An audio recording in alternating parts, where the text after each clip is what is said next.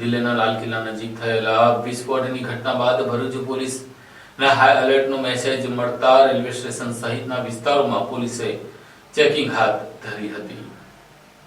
દિલ્હીના લાલ કિલ્લા નજીક સોમવારની સાંજે થયેલા ભયાનક વિસ્ફોટમાં 8 લોકોના મોત અને 24 લોકો ઘાયલ થયા હોવાની માહિતી સામે આવી છે। ઘટનાને લઈને સમગ્ર દેશમાં ચિંતા અને સતર્કતા વધારી દેવામાં આવી છે। કેન્દ્ર સરકારના નિર્દેશ બાદ ગુજરાત રાજ્યમાં પણ હાઈ એલર્ટ જાહેર કરવામાં આવ્યું છે। સુરક્ષા એજન્સીઓ દ્વારા રાજ્યના બોર્ડર, હાઈવે અને રેલવે સ્ટેશનો પર ચેકિંગની કામગીરી શરૂ કરવામાં આવી છે। ભરૂચ જિલ્લામાં પણ રેલવે પોલીસ અને આરપીએફ દ્વારા સંયુક્ત રીતે રેલવે સ્ટેશન પર ચેકિંગ હાથ ધરાયું। આ દરમિયાન ટ્રેનો, પ્લેટફોર્મ તેમજ પાર્કિંગ એરિયામાં શંકાસ્પદ વ્યક્તિઓ અને સામાનની સઘન તપાસ કરવામાં આવી। સુરક્ષા તંત્ર દ્વારા મુસાફરોને સતર્ક રહેવા અને શંકાસ્પદ વ્યક્તિ અથવા સામાનની તાત્કાલિક જાણ નજીકની પોલીસને કરવા વિનંતી કરવામાં આવી છે। ઉલ્લેખનીય છે કે આજે સાંજે દિલ્હીમાં લાલ કિલ્લા પાસે એક કારમાં જોરદાર વિસ્ફોટ થયો હતો। આ વિસ્ફોટમાં 8 લોકોના મોત થયા અને 24 લોકો ઘાયલ થયા। વિસ્ફોટનું કારણ સ્પષ્ટ નથી, પરંતુ દિલ્હી, મુંબઈ, હરિયાણા અને ઉત્તર પ્રદેશની સાથે સાથે ગુજરાતમાં બનાસકાંઠા, અમદાવાદ, ગાંધીનગર, સુરત, વડોદરા, રાજકોટ,